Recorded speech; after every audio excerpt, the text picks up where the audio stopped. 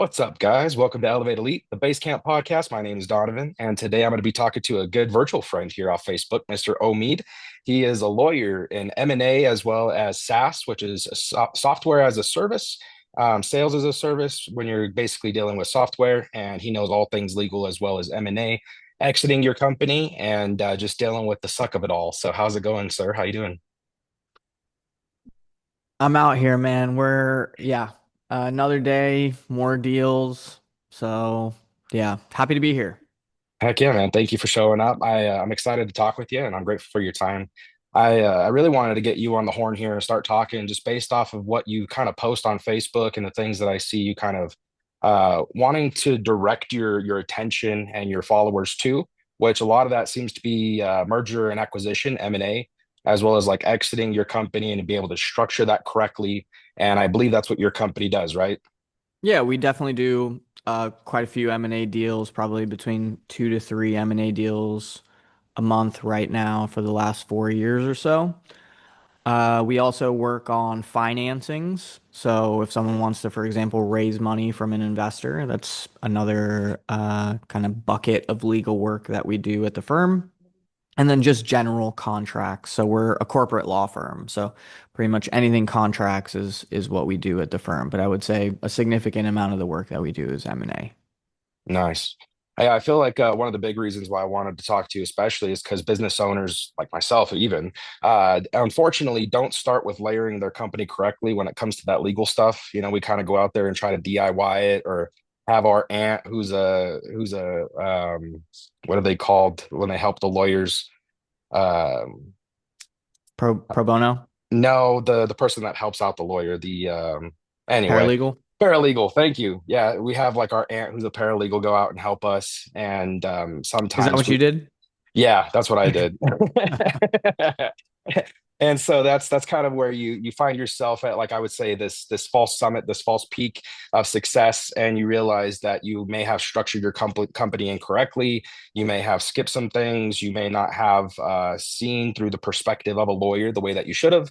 And now you have to kind of go back and retroactively kind of fill in some of those things. And it's a lot harder to fill in than it is just to build it correctly to begin with.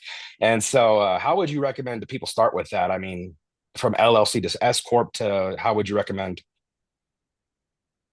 Yeah, I mean, before I even answer that question, I want to address the point that you made about, using your aunt who's a paralegal. And what I want to say on that is that I wish it was as easy, even you could use an attorney and still take the wrong direction. So even if you don't use your aunt, who's a paralegal, for example, but you use your brother, who's a personal injury lawyer, or let's Mm, say you get a recommendation from someone to go talk to a business attorney, for example, that still sometimes is not going to, I wish it was as easy as, you seek out the proper resource and you get the right advice. There are, bad lawyers out there. There are lawyers out there that are for example, very knowledgeable in their area of practice, but maybe aren't equipped to provide advice about other areas of practice, yet they still do. So, it's a treacherous world out there, and not to, fear monger, which is exactly what I'm doing. And I wish there was an easy solution to that. I think the easy solution is, one, people should, and I actually often discourage this on social media. I can't believe that I'm actually saying it, but I think that doing your own research is important. And not just ChatGPT research, but study the greats in your industry and see what they're, talking about, and ask those people who they use, and go very industry specific. Because let me give you an example. I can't tell you the number of times I'm a startup lawyer. I work mostly with software businesses, and I can't tell you the number of times that people come to me and they're like, "Oh, my accountant told me to just start as an LLC." Or I talked to this business lawyer and he told me to just start as an LLC. Okay, that might have worked, but did your accountant, for example, ask you or have the mind to ask you if you want to raise venture capital, if you want to go to institutional investors that have funds, because if they had had the mind to ask you that, they wouldn't have told you to start as an LLC. They would have told you to start as a Delaware C corporation. So sometimes even advice from knowledgeable people can be misapplied. It can be, the wrong advice for your type of company, for your situation, so on and so forth. I love the founders that have come to me and they're like, I study the Y Combinator, YouTube channel. I have, been on all the blogs of the venture capital investors, for example. And they finish my sentence for me. They're like, okay, I want to incorporate and I'm going to be a Delaware C Corp. I need your help. That is the level that people need to be operating at. And that is the best way to avoid the traps of, going and expert advice is great. Now, it needs to be expert advice that's specifically tailored from an expert who knows what you're trying to specifically do. So, as I mentioned, for most startups, a Delaware C Corp is going to be the proper type of entity for a lot of different reasons. Namely, venture capital investors will not invest in anything other than Delaware C Corps. Delaware C Corps are properly structured to receive investment from institutional investors. The primary reason is there's some tax issues that are that make their limited partners in their fund liable. If it is, for example, an LLC like a pass-through entity, those pension funds usually have some nonprofit tax requirements, and that pass-through status of LLCs creates problems for the investors in the VC fund. So that is why VC funds won't invest in anything other than Delaware C Corps. That's just one reason. Another reason is LLCs aren't equipped to issue stock. They issue units. They aren't equipped to have 40, 50, 100 investors. They're supposed to be lightweight vehicles. They're not really equipped for heavily structured preferred shares with different classes and different types of equity. That's not what an LLC is for. That's what a Delaware C Corp is for. The third reason why Delaware C Corps investors prefer them, and then I'm going to walk through the other types of entities for you and how to think about them. The other reason why investors prefer Delaware C Corps, and this could be something that applies for entrepreneurs in other spaces as well, because this is such a huge benefit. If you're building to exit, you want something called qualified small business stock. Qualified small business stock is only available for corporations because, as I mentioned, only corporations can issue stock. So qualified small business stock is essentially it was a piece of legislation that was passed in the United States. I can't remember when it was passed. It's been around for a long time, since the 60s, I believe. And recently, Donald Trump, through the One Big Beautiful Bill, actually increased the benefit that's available through the qualified small business stock. So what qualified small business stock says is if you hold the stock of your corporation for 5 years, and then you sell your company in a stock sale, that's an important point. In a stock sale, you can get capital gains tax exemption per person that holds stock in your company for up to $10 million. That's a huge, huge benefit. You pay no capital gains tax. You save a significant amount of money. Now, there are some requirements. The assets held by the company have to be under 50 million, for example. There are some, other requirements, that require some robust tracking of accounting and those sorts of things. But if you follow those guidelines and you work with people that are knowledgeable, there have been a significant amount of people that have benefited from QSBS, but the number of people who could have benefited from QSBS but didn't is even greater than the number of people probably that have benefited from QSBS. Now, as I mentioned, the One Beautiful Bill has actually increased that threshold from 10 million to 15 million. So now you get even more capital gains tax savings, and they've actually reduced the threshold for sale. You can get partial capital gains tax exemption if you hold for 3 years. So minimum timeline to hold is 3 years. For the full 15 million exemption, you have to hold for five. But that's another reason why investors want to invest in Delaware C Corps. They want that QSBS tax exemption because all those startups are essentially building to sell.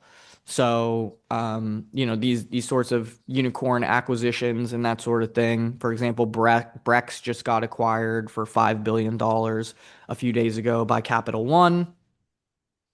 Those sorts of situations are where both founders are going to benefit, investors are going to benefit. So that's a Delaware C Corp, and those are, some of the benefits of the Delaware C Corp. LLCs are pass-through entities, which means, you file through your personal returns as opposed to like a corporation. Corporation has a corporate entity that has to file tax, and then you also have your personal taxes. So, people talk about this concept of double taxation. So there is a corporate tax that's applied to revenue that's recognized by the corporation, and then when you actually get paid out by the corporation, you also get taxed too. That's one of the disadvantages of a corporation. LLCs, they essentially the tax pass through, and there's only one set of taxes essentially. And S corporations are similar. Now, what people need to know about S corporations are not types of entities. You do not file for an S corporation with your Secretary of State. An S corporation is an election designation. So what that means is a C corporation can elect to be taxed as an S corporation. An LLC can elect to be taxed as an S corporation. A corporation can elect to be taxed as an LLC. A LLC can elect to be taxed as a corporation. It's very confusing, I know, but yeah, the important point thing that people need to know. People come to me sometimes and they're like, "Oh, my entity is an S corporation." No, it's not an S corporation. It's an LLC that has elected with the IRS to be taxed as an S corporation. So both corporations and LLCs can be S corporations. And it Uh, just comes down to structuring at the end of the day, as far as that is concerned. yeah, and it's an election that's made with the IRS. So after you file the entity, you file whatever the form is, 5820 or whatever, um, and Is essentially, there a benefit as a C corp to be filing as an LLC? well, Or yeah, I mean, sometimes people want to be taxed as partnerships, for example, so that if it's taxed as a partnership, the double taxation piece is addressed differently. For example, the likelihood that that usually happens is very unlikely unless there's some sort of special circumstance around structuring. Usually, like holding companies make these, funny kinds of elections, to essentially move money around through the holding company to optimize for taxes and that sort of thing. So, there are special circumstances where, a corporation might want to be taxed as a partnership, for example, which is what an LLC is when there's more than one person. But typically, no. Uh, Most people are not going to have a C corp elected as an S corp. Also, for S corps can only have U.S. citizens as shareholders, and they have to be persons. It's not another corporation cannot hold the stock of an S corporation. So there are limitations that come with the S corp designation. But yeah, so those are essentially the three, um, well, two types of entities, and then the designation that can be applied. Now, I'm not an accountant, and I'm not qualified to speak on accountancy, but I will just generally say that oftentimes people elect to be an S corporation because there are certain tax savings that people can get between owner draws and essentially a reasonable salary that's paid as the owner of a company. So that's why people Mm. typically go for the S corporation, and usually we see the S corporation designation for the LLC.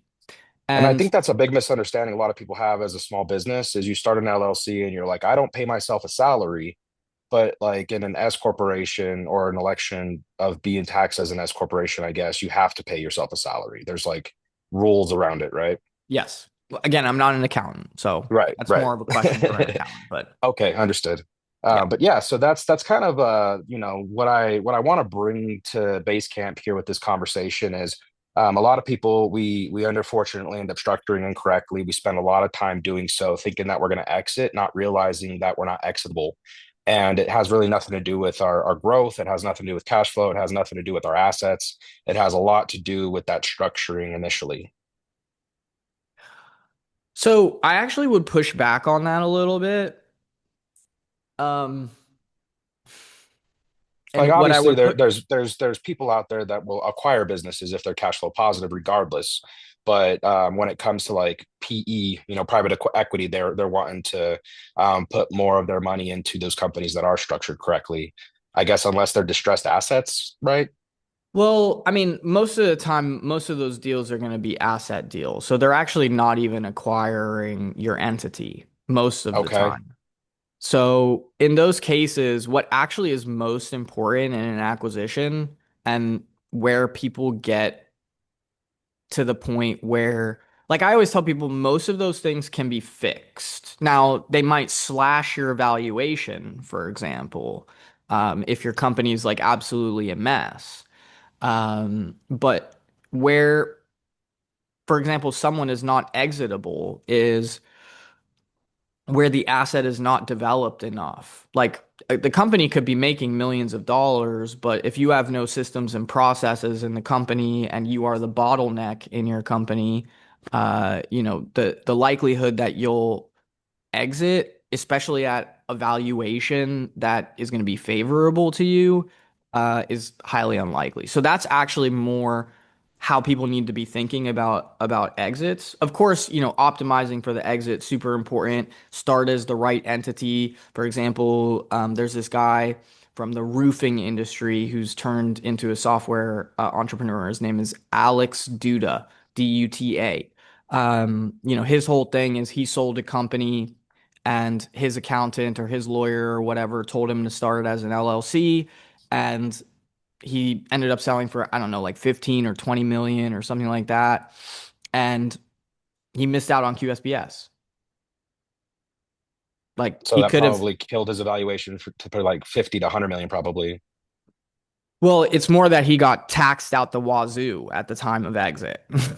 And he Oh, could have understood. avoided paying those taxes. So in that instance, for example, that would be, so you also have to, it's hard to tell the future, of course, but you want to carefully plan out as well in terms of, um, if you know that you're building for exit, for example, and you know that you're looking to exit at a certain time in the next 5 years, you know, a corporation might be what's best for you, for example.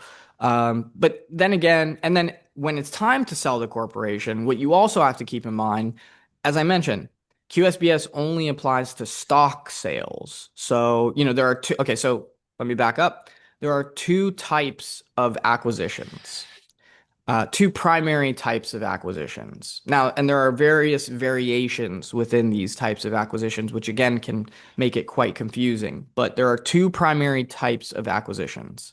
There are stock acquisitions or equity acquisitions, where the acquirer buys the equity of your company. So in the case of a corporation, they would buy the stock of your company. In the case of a LLC, they would purchase the membership interests of your LLC. So that's one type of transaction.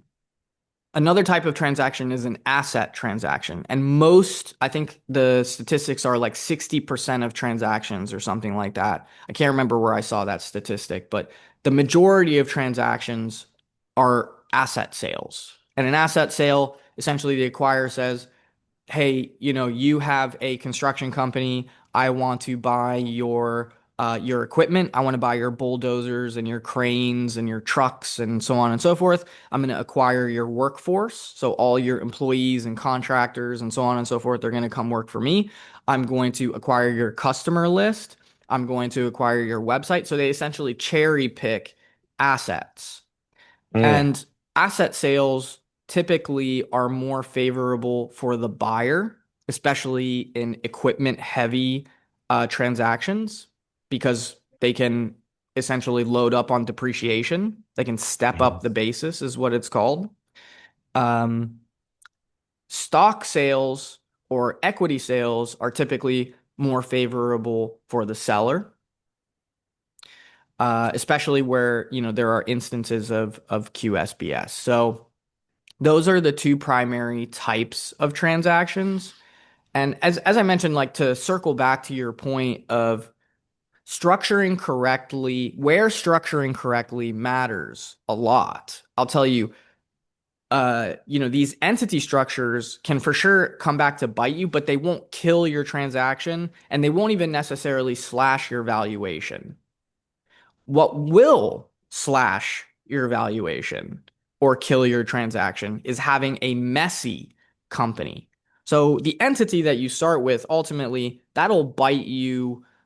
For example, as I mentioned, if you decide to sell and you could have got capital gains tax exclusion, but you don't, okay, you still made off like a bandit. You made 10 million bucks. Okay, so the government is going to take, 50% of your 10 million bucks. You still got 5 million. Who's gonna cry in your Ferrari about that or whatever? Okay, but what will kill your transaction is buyer comes. Let's say you're an LLC, for example. Let's say you run a construction company, just for ease of an example. In your construction company, you employ illegal aliens. You don't have contracts with any of your workers. You classify your workers as 1099 contractors when you are managing them as employees. Um, your books are a mess or just non-existent, for example. So these are the places that actually will slash your valuation or completely just make a buyer walk away. It's how you operate the entity, the cleanliness, the legal um, hygiene of your business. And it really is, this the simplest way to give advice there is like just paper everything. Anyone who works for you, make sure that you have a contract in place with them. Make sure you understand, basic employment laws. What's the difference between an employee and an independent contractor? What are your responsibilities when you have an independent contractor versus when you have an employee? So these are the things that actually will slash your valuation. And I can give you an example in the software space. And I think this example is so ridiculous. Like, um, even as a lawyer, I'm like, I can't believe that, it seems so just like such a minuscule issue that can literally blow up your deal. So in software, when you start your company, one of the most important documents of starting your company is what's called an intellectual property assignment, an IP assignment. So you start your company, let's say it's you and a friend, and your friend is the tech guy, and they're, coding software, blah, blah, blah. And they create your, initial software app that people start using. And you never get this IP assignment from your friend. Now, what is an IP assignment? What an IP assignment is it essentially says anything that you create for my company, I own. The company owns. It is how the company develops its assets. It's how the company guarantees that the assets that are created are owned by the company. And that's where the value of the company comes from, right? So it comes from two primary things. It comes from the assets that are created, the software, the website, the product, the marketing assets, whatever, all these sorts of things that are created on behalf of the company. Those are all assets. The other place where it comes from is the people that work for the company, the brain trust. So the IP assignment essentially says anything that you create during the time that you work for this company, the company owns. Investors and acquirers will literally not sign deals and they will hold up deals until every person that has worked for the company signs one of those documents. And there have been instances where deals are ready to close, and through due diligence, the acquirer or the investor goes through and they're like, okay, who's everyone that's worked for the company? There's this person, this person, this person. Where's the contracts for them? Okay, so this person didn't have a contract in the early days. Okay, so there's no IP assignment. All right, well, we're not willing to proceed with this transaction until there is an IP assignment in place. And sometimes it could be years since that person has worked for the company. And you have to go and you have to track them. And then you have to explain to that person, hey, I'm about to raise a bunch of money, or hey, I'm about to sell my company. What do you think is the first thing that goes through that person's head? They're like, oh, this dude is about to make a bunch of money. Like, I want to make money. And it it's a much different situation than from day one, the company is worth nothing and you're like, hey, sign this document. Or from, let's say it's even day 1000 and they're an employee.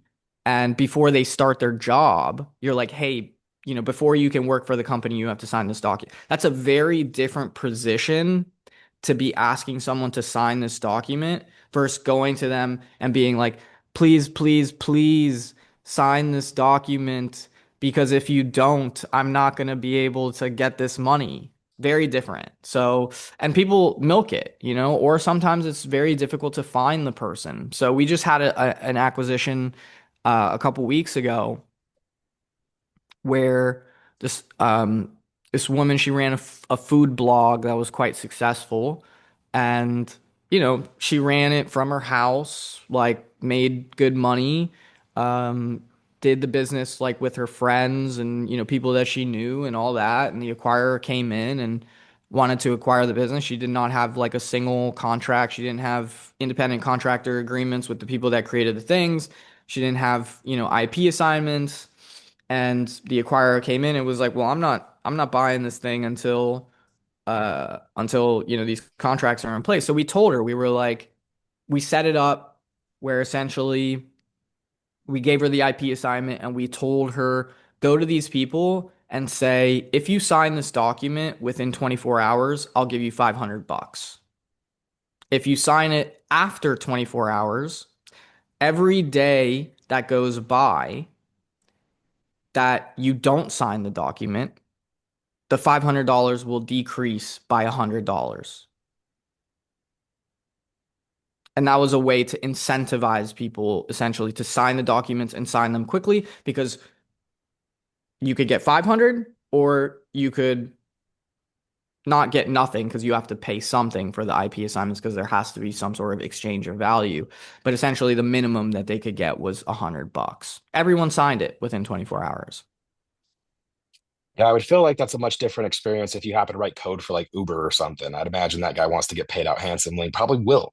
So those are kind of the situations that I don't think a lot of construction companies will find themselves in. But I know for like even with my own family example, my Aunt Carrie, she came in and she helped with my Uncle Paul's concrete company. He didn't really have that strong of a company. He knew how to lay concrete and he had connection to like labor, but she came in and she really was the one that like aligned everything and got it more businessy than he was doing. His was just do concrete, you know what I mean? And then she was like, well, we kind of need like some kind of business here. And so being able to have that foresight and perspective, I think helps a lot. Because a lot of guys, they're just roofers, or they're just solar installers. They're not really business people at the end of the day. And we see that often in the solar industry, unfortunately. And that's kind of why we're going through the bloodbath that we are. Most of us don't have MBAs from Harvard. We're not business guys, So even this conversation, I didn't realize the IP assignment was so valuable. Yeah, for software companies specifically, I would say, more of these kind of blue collar jobs, it's just as simple as, people that work for you, independent contractor agreements, employee agreements, knowing the difference, sticking to those. And for example, where I know like maybe a lot of roofers, for example, partner or solar guys partner with roofing companies, for example, for like referrals or something like that. Having some sort of a referral agreement in place with the roofing companies that send you referrals. So these like paper trail contracts are not only going to protect you, they're going to, show that everything in a transaction, whether it's an investment scenario or an acquisition, is all about optics. The and it's and this primary optic that you are optimizing for is trust. That's what every investor or acquirer is worried about. Can I trust this person? Mm, And so anything that they find that will make them question any sort of mess, any sort of thing that's missing, anything that like makes it seem like you don't know what you're doing is going to raise questions. And then through those questions, there's going to be diligence. And the more they do diligence, the more they're going to find. And the more that they find, the more that they question. And then eventually it becomes, okay, well, this is such a mess. We thought the company was in a better state than it was. That's why we were willing to pay 10 million. But now we found, the fact that you've misclassified these employees and, there's wage and hour liability, for example. So now we're going to take the 10 million that you paid you, that we were going to pay you, and now we're going to put a million of that aside, for example, in a holdback for the next 12 months. Or maybe we're going to re-engineer the payout. And, it usually is around financials. That's actually where most people trip up the most is the way that they've operated the business. They thought that it was like a certain level of profitability, for example. And they've run a lot of personal transactions through the business. They pay their wife, they pay for their car, they pay for their phone, vacations and that sort of thing. And then, they think the EBITDA is a certain amount, but the EBITDA is like inflated, for example. And then the buyer comes in and does diligence and is like, no, these transactions actually don't qualify. And by the way, we're going to have to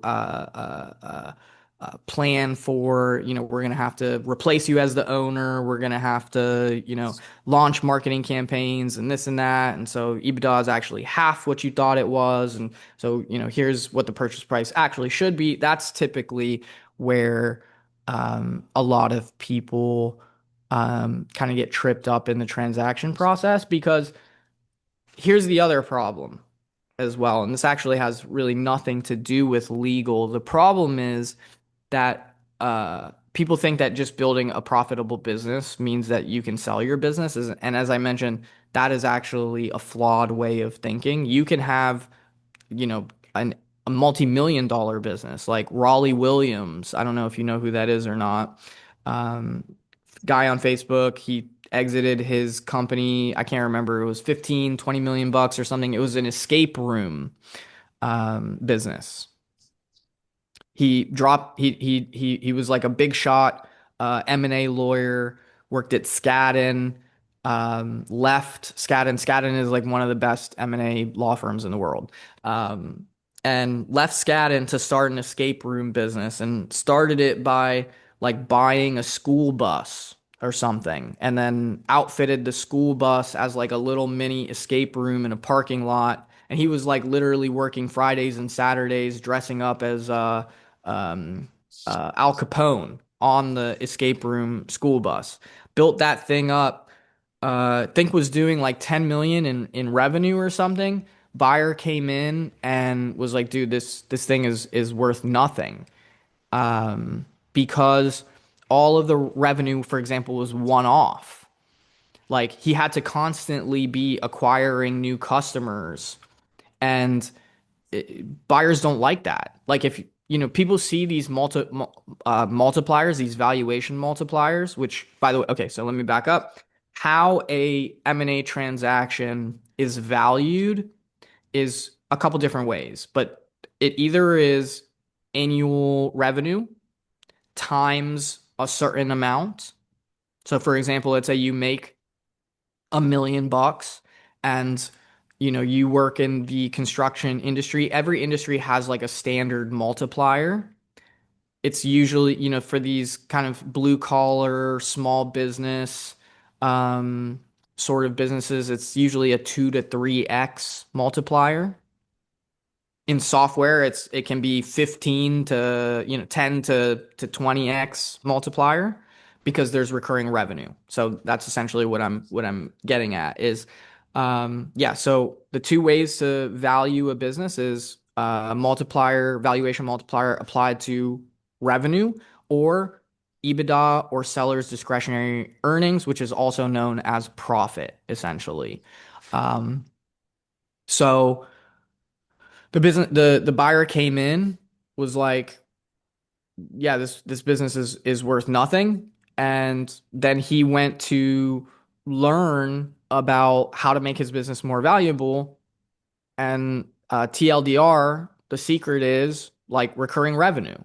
That's what buyers want to see, because recurring revenue is guaranteed revenue. It's revenue that is going to come in every month, as opposed to you having to either go out and acquire new customers. So that is why software commands such high multipliers. So anyway, as part of that story, he went in, he essentially re-engineered his business, rebuilt his business, introduced subscription plans to the escape rooms,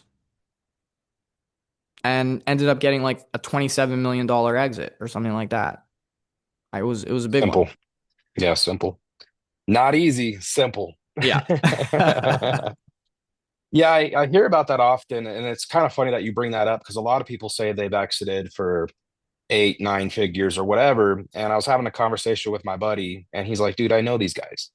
They're not worth that. They exited for that, but they're not worth that. They had to pay off debt. They had to pay off all these other things that they owed as obligations."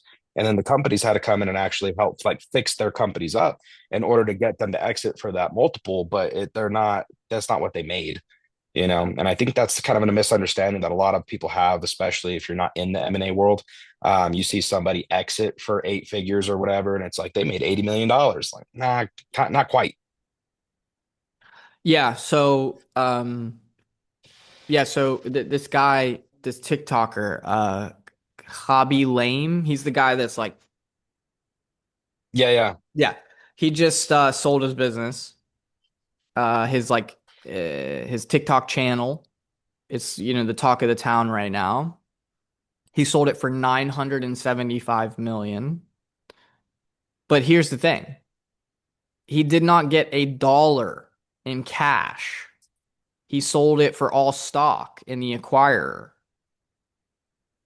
So it was a stock for stock transaction, essentially. So how does that work? He gets a piece of the equity long term. Yes. He gets Got a it. piece, he gets the equity in the company. He didn't make a dollar from the sale of the company. So here's a tactic that acquirers will use that sellers should look out for. And we see this in software a lot, and this is something that private equity does a lot too. Private equity has been raiding these small businesses in America for quite some time, and it's only going to increase. So what they do is they'll send you an email. They have these like huge lists that they generate, and they just like pound and hammer these lists, trying to look for sellers that are willing to exit. And they'll send you an email and they'll be like, "Hey, we want to buy your company. We've done an initial analysis on your company. Looks great. We're willing to make you an offer of some really handsome, generous offer, 100 million bucks for your company, for example. And then seller gets excited and they're like, "Oh, this person emailed me and said that they want to buy my company for 100 million bucks. I did research on them. They're not a Nigerian prince. They're legit. So so let's do it. Cool. All right. Where do we go from here?" What ends up happening is, uh, well, first of all, private equity wants access to your books. They want access to the back end of your business because, they do this at scale. So if they're doing this at scale and they're evaluating, 200 companies, they're getting great insights into what the back end of, this industry of businesses looks like. So there's already a data aspect that's driving their interest that benefits them. That's one thing. So, there's a process. If you get an email that says that, or you're starting to get a lot of emails from people that are saying that they want to buy your business, the best thing to do is actually go hire a broker. Go hire a broker, run a competitive process, add that, all these private equity groups to that competitive process and make them compete against each other. That's actually what pros do.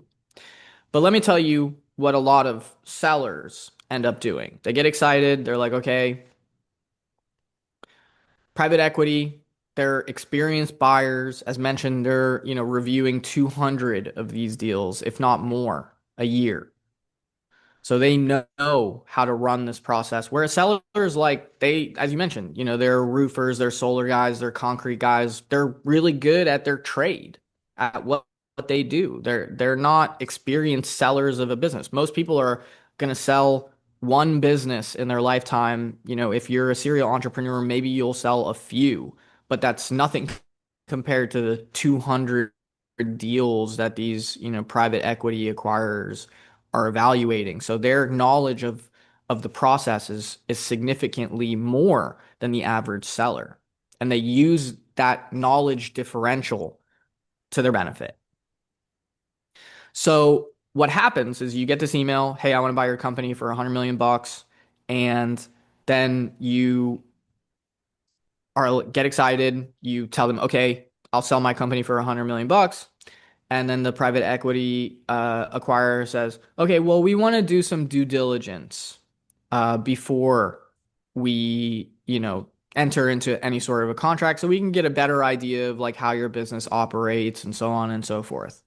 Now, what sellers don't know is uh, there's a proper way to manage this process. And the proper way to manage the process is you give them just enough information on the front end for them to be able to make an offer in writing through a letter of intent. But what most sellers end up doing is they're like, okay, the private equity buyer sends them a due diligence request list. The due diligence request list is like 4 pages long. And then the seller just gives it all up. And then, the acquirer comes in and is like, "Oh yeah, based on what we've seen, 100 million actually is, significantly higher. Had your business operated in this way and had these things, we would have been willing to, buy it for 100 million. So we're actually willing to buy it for 20 million, and 10 million of that is going to be in an earnout. 2 to 3 million of that is going to be in a rollover. And then another 2 million is going to be in a holdback for the next 18 months. And by the way, uh we'll set it off with a number of indemnifications if any issues arise, in that 18-month period. So who knows how much of that holdback money you're actually going to see. So at the end, you walk away with, okay, you sold for 20, you walk away with four, six. Again, And you not might terrible, but and very you might different. and you might be retained as the CEO for the next 2 to 3 years also. Yeah.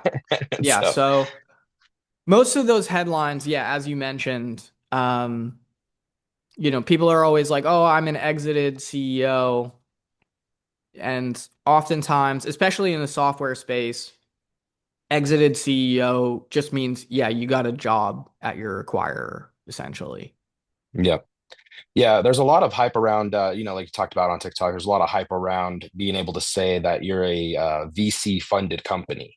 That's like a sexy title to add to your bio nowadays is like, we're VC funded, and it's like, that's cool. And I would love that to happen to my company if it made sense. But I think a lot of people end up actually selling or giving away equity or even taking on certain debts before they're ready to do that. It feels better to them because it feels like somebody cares about them, I think, but at the end of the day, like it doesn't really help the company sometimes. It actually hinders the owner or the founder more often than actually helps them. Do you have any perspective on that? I mean, so VC is like a very specific type of capital. There are many different types of capital, and VC is a specific type of capital. And so I think that founders of any sort of company, software or otherwise, concrete, whatever, should like learning how to use capital allocation is an incredibly important skill. And thinking like a finance person is an incredibly important skill as a business owner. Knowing all of the different types of capital is incredibly important and their uses and allocations. VC is almost never going to be the right type of capital for any sort of blue collar or small business. Unless, for example, like, you are like Solar City, like, for example. Hmm. The reason for that is VCs, when they invest, they look for certain financial metrics post investment. And those financial metrics are known as triple triple, double double double. What that means is post investment, what they're going to be looking for is for your company in 12 months to triple, triple again, and then double double double. Now, most businesses are not going to be able to follow that growth pattern. That growth pattern is what creates that hockey stick that essentially by the end of that framework, you should be, $100 million company. Most businesses are going to grow 15, 20, 25%, per year. That's, average and strong growth. So VC capital, and once you accept the money of the investors, you're obligated to those investors, and they're going to be pushing you to operate your company in a way that follows that framework, which is known as the growth at all costs methodology. It's not prioritizing things like profitability or it's growth at all costs. It's, dump all the money, and oftentimes it actually is a VC business model. Because if you can hit that triple, triple, double, double, double, you will be able to raise money indefinitely into the future as long as that growth continues in that same way. Of course, at a certain point, it's going to, unless you're like OpenAI, it's the hammer is going to come down eventually, and people are going to, especially like in downturn economies, people are going to be like, where's the profitability? And then you're really screwed because then the floor drops out. Now, you've sacrificed growth at all costs. You're not profitable, and you had access to capital like throughout that process. But now the market has shifted and everyone's looking for profitability and all the money disappears. So, uh, VC, not right for everyone. It has to be, the right market, right type of business, and you have to know what you're getting into when you accept VC money, and you have to be prepared for that. But I do think that capital allocation is an incredibly important skill that all founders of businesses should know and be able to leverage and speak that language and utilize for the benefit of their business. Such a beautiful answer, man. I didn't really expect that answer from you, but that's a very succinct way to put it. Especially even if you're looking at like independent investors, one of the remarks that you made is growth at all costs. You're going to have that person in your text message thread every single day, and they're going to want updates every single day on where their money's at. And so I've seen friends go through this, and it stresses them out to no end. It takes away family time. It really causes that cortisol level to spike. And sometimes they didn't ask for enough. Sometimes they burn through that capital and they're like, it's gone. I don't know what to do. I don't know how to get it back. And I don't know how to ask for more. And so it becomes this thing where careful what you ask for. That's one of the laws of the land. But we're here at the end. The hour went by, goes by fast when you're having fun. I definitely appreciate you sharing your time with me today. And one of my last questions I have to ask, you and I joke around about this all the time on Facebook, but you mentioned open source and chat GBT, and a lot of people are switching to that for legal reasons, being able to get mentorship for how to exit, where to start, business A and I, M&A and all that stuff. So when it comes to chat GBT, I know you and I, we kind of joke around that proximity has better responses or your choice of AI or whatever, but what would you suggest when it comes to kind of using AI to do it on a bootstrap level where you're not spending a ton of money on legal and mentorship and brokers and all this other stuff? Yeah, I mean, I have a bit of a torn mentality. Like I said, I think researching and being knowledgeable is incredibly important.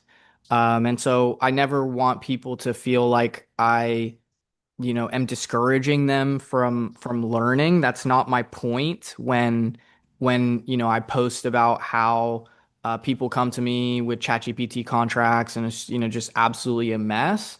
um it actually is more that uh my issue is with the people that come to me with ChatGPT contracts and they argue as if like ChatGPT is the more knowledgeable one between, the person who is in the trenches every day and actually practices and so on and so forth versus a technology that hallucinates and, gives people like half correct, half baked answers.